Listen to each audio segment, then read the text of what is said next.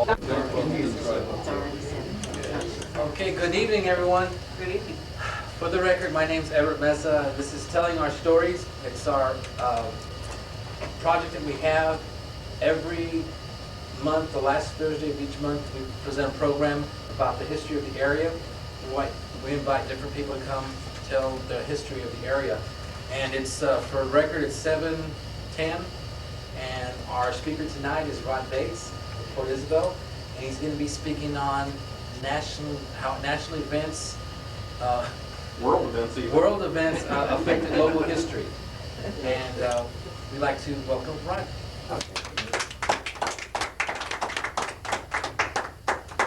How are you all this evening? Fine. Good. I brought some things to visualize while we're talking about the history of Port Isabel.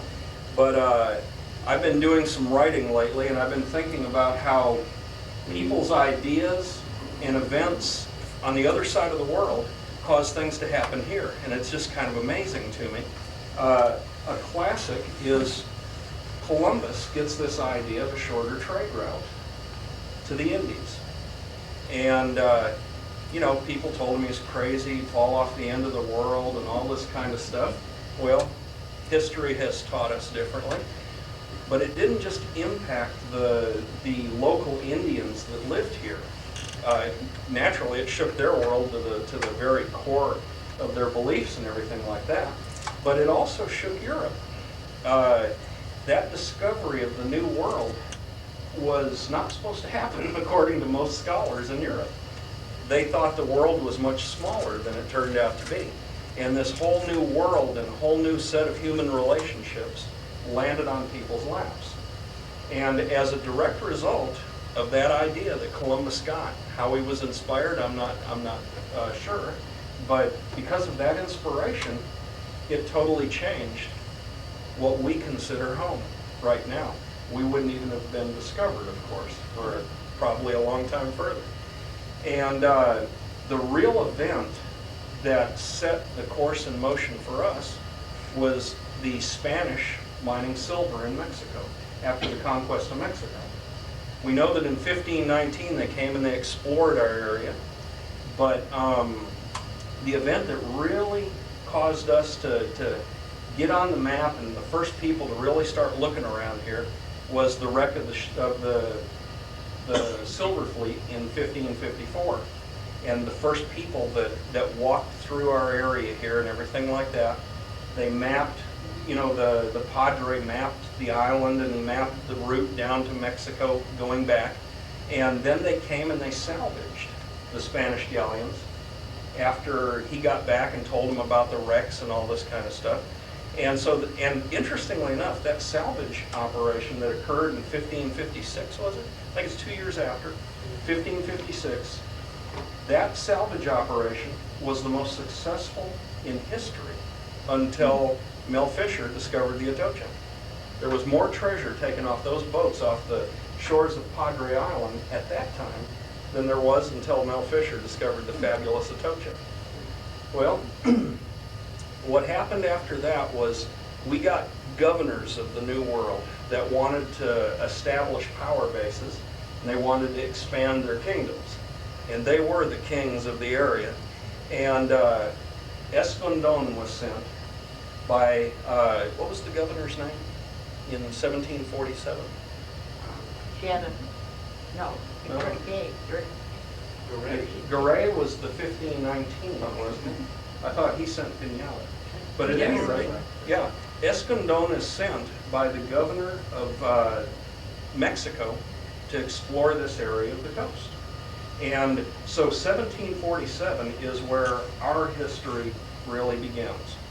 They used the 1519 explorations and everything to use as a base to come in here and look. But in 1747, Escondón and his landing party and all the people that followed him up to colonize the area, they went up the river and they established Reynosa, Mier, and Camargo. Those are the principal cities they established. And the people that populated those little villages way back then are still among us today. You know, so it was a successful colonization, not an easy one. One thing that strikes me when I start looking at Port Isabel history, I was talking with Ralph Poucher the other day, and if any of us look out our windows, what's the principal tree that we see? Besides palms, mesquite. There wasn't a mesquite in Texas at that time. And I called him on it. I said, you gotta be kidding me. He says, no, that's because of the cattle drives that came through here. And so I started doing some research, and he's absolutely correct. The indigenous trees here are ebony, there was coastal cypress, there was yucca, the prickly pear, and several coastal grasses and stuff. No mesquite. It's hard to imagine life without that good barbecue. What did the cattle drives have? The cattle came from an area in Mexico where they would eat the mesquite beans, and they would deposit them. And over the years, those mesquite beans kept traveling and traveling and traveling. And in God's wisdom, those seeds were deposited in a very fertile mixture. You mean potting soil? So to speak. Chewed grass and moisture. So it was a very successful migration of the mesquite tree. But the Indians that lived here used the high hills that were Port Isabel. Now, interestingly enough, you can see like in this right here, this is Port Isabel in 1851. And you can see that there's a series of hills for miles and miles and miles in every direction except the Gulf around us. There's flat land. And at this time, it was just dirt, some rock, and prairie grasses. Cactus, yucca. It was harsh. It was called the Wild Horse or Jackass Desert. And it was the last piece of the Texas coast or the entire Gulf Coast to be populated. It was a harsh environment. Port Isabel, our little area here, was like an oasis within that desert. It wasn't paradise, but it was a very comfortable place to live for the Indians that lived here. They had lots of game. When you read the old letters, I read the other day about a Mexican War volunteer. He was a colonel for the Maryland unit that came down here. And one of the things he mentions is he says, look, I went hunting today. And I tried to get wolf. Well, he said he could hear wolf everywhere. It was coyotes. He didn't know what a coyote was. But he could hear wolf everywhere, so he tried to go wolf hunting. And he wound up shooting some plover, which are basically a waterfowl. And he said there was abundant game everywhere. And you read all these old letters, and the soldiers did like camping here because of the fishing opportunities, the foraging of oysters and various shellfish. They liked it because of the game that was here. There was lots of deer. There was wild cattle. A few years later, they get shot for shooting wild cattle. Somebody else claimed them. But at that time, they were fair game. And so they were foraging, and they had good food rather than that stored rations. Can you imagine eating rations that had just been stored in Cracker Barrels in this heat? You know, and they've traveled thousands of miles and everything. Oh my goodness, that must have been delicious. You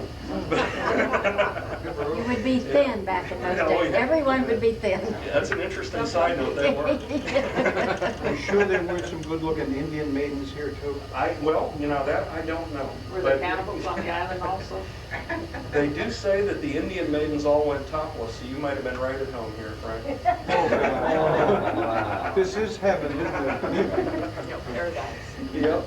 That's one of the things when the residents of Matamoros, the women would go down and wash their clothes in the Rio Grande River. And one of the things that lured many a soldier AWOL was the topless beauties on the other side of the Rio Grande River washing their family's clothes. And the other thing, of course, was their Catholic heritage. Many of the Irish that went AWOL formed the San Patricio Battalion of the Mexican Army because the Mexican government appealed to their Catholic sympathies and said you shouldn't fight against fellow Catholics. And so as a result, we had the San Patricio Battalion in the Mexican Army, which were all Irishmen that came down with Taylor's men as American soldiers and jumped over to the other side. And that happens in every war. War, interestingly enough, is another item that has heavily impacted our area. We touched on the cattle drives.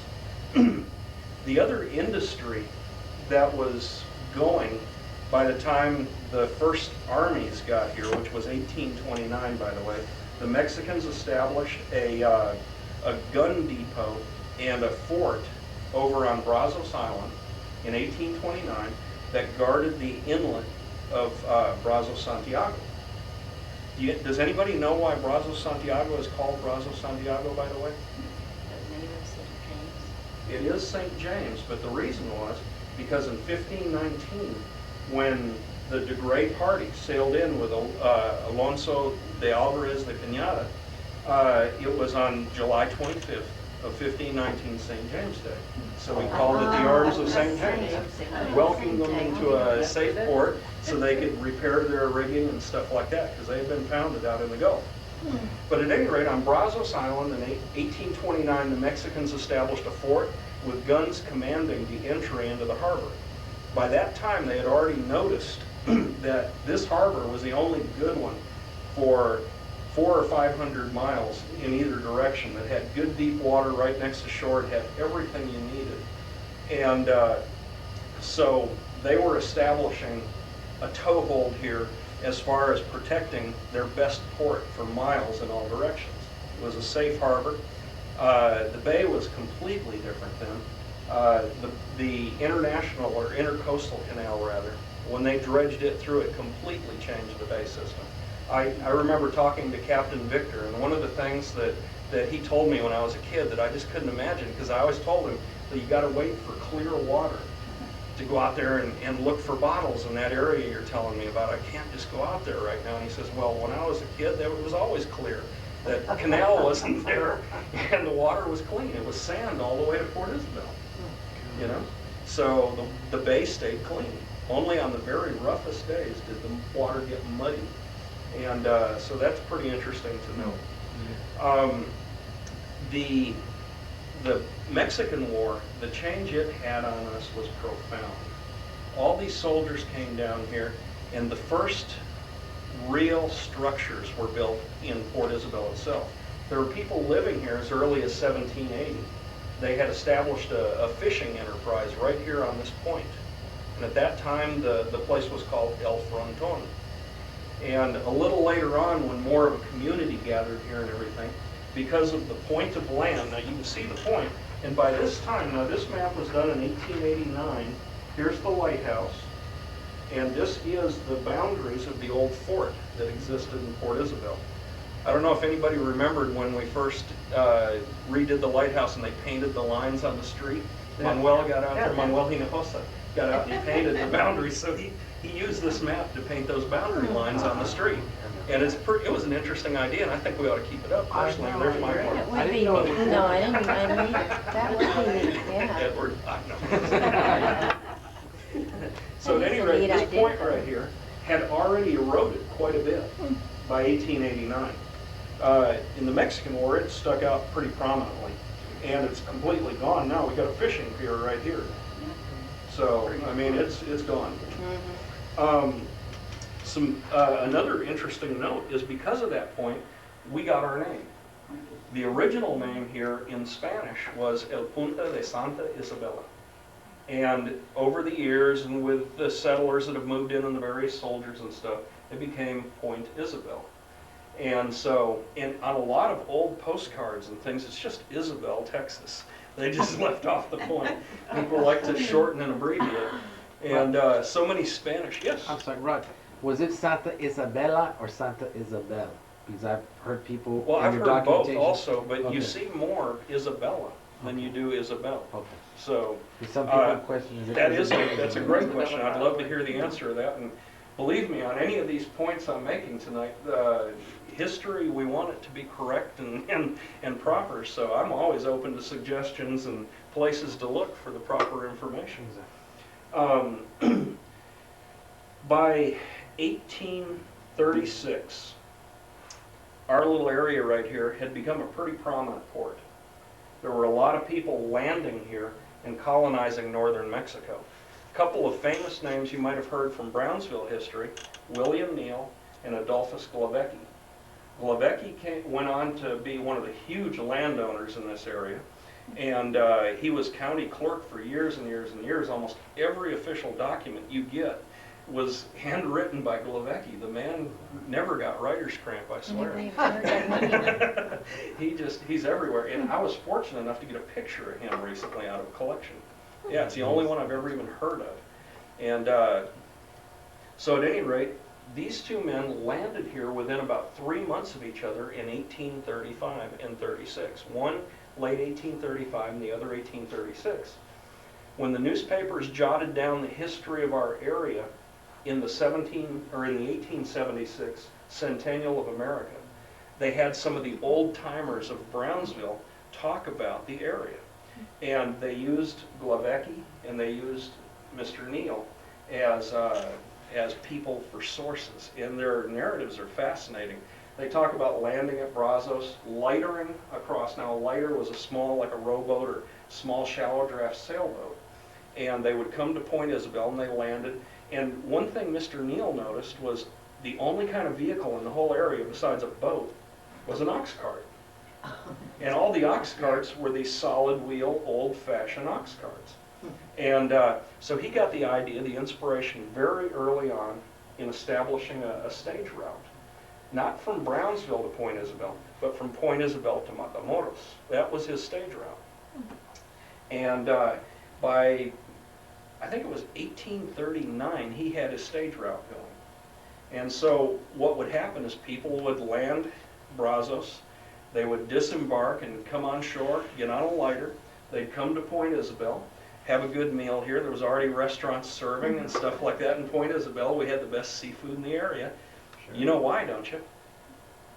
Availability. Not just availability, but that 20 miles to Matamoros in a salt pork barrel. Yeah, exactly. You'll appreciate Port Isabel fish before it takes that journey, I promise you. But we had very good seafood here, and everybody ate seafood when they were in Port Isabel. The other interesting note is, though, we were famous for our beef as well. When the English came in for war reparations in 1859, 1860, they were on their way into Mexico. On their way past the coast, even though they still had some stores, they pulled into Port Isabel. The whole regiment got off the boat. They got out, and the captain of the boat bought beef and rewatered his tanks, and away they went, because Port Isabel's beef was considered fantastic. How about them apples? Never thought that. The whole area was cattle ranches. So, and believe it or not, I think I had them with me last time, but I found some English buttons and an English Shako badge that was from the troops that landed just 2 days and stayed here in Point Isabel. What were they here for, Ron? They were here for beef. But actually what they came in for, they came in with the French and the Belgian group and the Germans, and they came in for reparation of debt in Mexico. From Mexico? Yeah, Juarez's government had declared that they were not going to pay the debt of previous governments. So, and the French were especially hot about it. And the English had been owed money since 1829. And so they all got together and decided they'd go into Mexico with a show of arms and attempt to extract a little gold. And of course that fostered the occupation by the French and led to Maximilian and the eventual triumph of the Mexican Republicans. But they landed right here, and so did many of the... I have one question. Yes. Don Rafael Garcia, Mhm. wasn't he a rancher back in the Indeed 18 he was, right here. And that's right. maybe the cattle was here because of that. His beef was famous, and Were it they- was... Were they Longhorns? Yes, they were. They were Longhorns. And they did carry mesquite beans. That's more than I wanted to know. They were the pollinators. This is what our port looked like by the Civil War. This right here is the Banks expedition landing in Point Isabel in 1862-63. And here they are just getting to Brazos, right here. And this is an 1863 Harper's. General Banks, and this is him right here on this medal, he was sent down here by the government to show force to the Confederates. Now when the English got here, you know why this port looked this good? Because gold was discovered in California in 1848. Yeah. If you had a little bit of money in your wallet, the safest way to California was to sail down to Brazos, Santiago, land on that lighter I told you, come across to Point Isabel, get on Mr. Neal's stagecoach into Matamoros, and then you could buy a horse there. Horse business was booming at that time. Or you could get on other stages and get your way across Mexico. Now I've got some evidence. There was a Corpus Christi Gazette in 1848 that wrote it would take $250 to $350 in gold to use that method of getting to the California gold fields. Cost you a lot of money. Now that was, you got to remember, the average American probably earned about $40 a year. Okay, we're very fortunate that thousands of men did that. And among the parties was a group called the Westfield Gold Mining Company. You know who came in with them? John Woodworth Audubon. Pardon me. And what he did that is so remarkable for our area is he recorded many of the birds, the plants, the animals, and made great drawings of them. Do you know why he had time to do that? Because when those people got here, yellow fever broke out, and also cholera. And the Westfield Gold Company lost 9 people while waiting to get out of Camargo, Mexico, to cholera. And yeah, it was a tough place to live. I was reading a letter the other night. Some Civil War soldiers, no, pardon me, it was the Maryland Volunteers, the Mexican War guys. They were talking about, they got to Brazos, and he's totally disappointed with Brazos. He said, all it is, you can't even call that a town. He says, it's a few wooden shacks on a sand pile. And he was and he said, I waited off the boat, and by the time I got to shore, I was already peeling.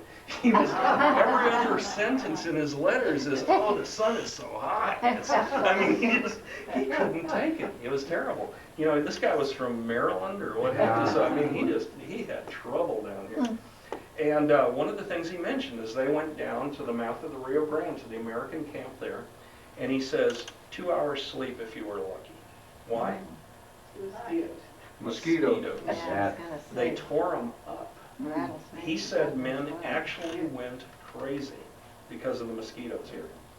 Yep, they drowned themselves for mosquitoes. And so this also was leading to the sickness because those mosquitoes were landing on every other guy and just exchanging blood like crazy. And before you knew it, we had outbreaks of fever. We had outbreaks. You know, it was a mess. The Mexican War, far more men died of disease than of battle. And that's true of almost everywhere. Yeah, Civil War also. was the same way, yeah. Exactly. But that strike of gold in California affected Port Isabel in such a neat way. You know what it was? All that traffic coming through our town affected a change in us that still lingers to this day. They built the infrastructure. They made a real port out of the place. They made it easy to land a boat. They made new Western style houses. We had hakulas here before then. You had And one? the old stick style house, stick and mud with thatched roofs. And by the time of the gold rush, everybody was building wooden houses structured on the Western style.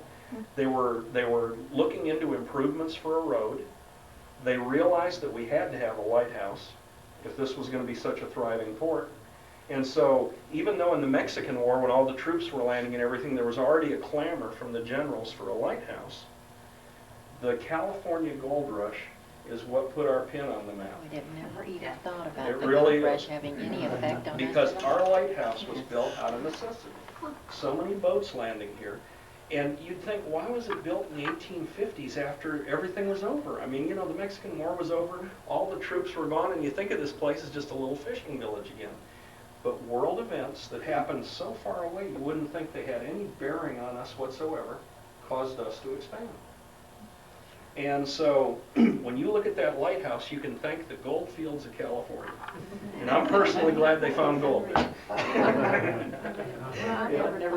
How far is it from the mouth of the Rio Grande to Brazo? About 6 miles, and it's give or take a mile. But what's interesting is Highway 4, where it dumps right onto the sand, is almost the halfway point. It might be like 3 1/4 one way and 3 2/8 the other or something, but Why did they, because when Neil, he used to run a stagecoach from Matamoros to Baghdad too. Yes, he did. And why would they come here instead of going coming from Camargo, going to, coming down The from river Alfonso? was not a constant thing. Only in high water Could they get down? could they navigate that river safely. And I'm not positive of this point. We do have a marker that says we were the port of Matamoros. Mhm. Over there And, by. yes, exactly. And there's an argument, I'll admit it to everybody, there's an argument whether it was us, whether it was Baghdad, whether it was Brazos. There is an argument. I mean, the historians in Brownsville want it to be Santa Cruz. They want to believe that every inch of cargo landed at Santa Cruz, and that's where the port of Matamoros was. Well, that's just not the fact. Well, isn't it the Port of Refugio though? Matamoros? I don't know, to be honest with you. It was. Was it? Yeah. Yeah. So if you came, first you had the Baghdad, and then later on you had Refugio, and then you had Santa Cruz. Mhm. I know that What Santa year Cruz, would this be?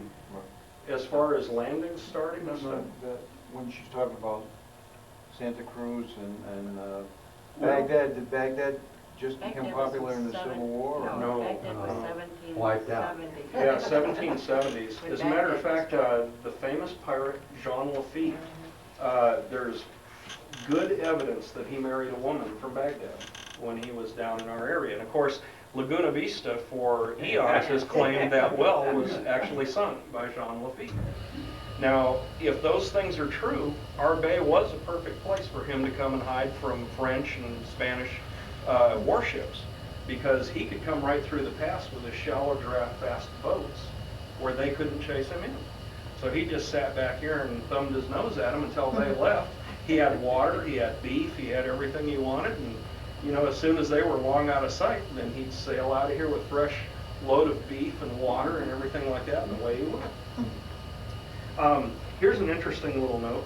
This letter, I just got it the other day, and this was written to Darius Couch. He was a lieutenant at the time. He went on to be a major general in the Civil War, and it was written by Captain John Butler. That's Captain Butler of New Orleans fame. I don't know if anybody's ever heard that story, but he was so beloved by the ladies of New Orleans that they painted his effigy in the bottom of their chamber pots. Well, I believe this is either he or his brother. But what he's doing here now, this is another. This letter has got a change that occurred in our area that you wouldn't at first glance notice until you start looking through a little bit.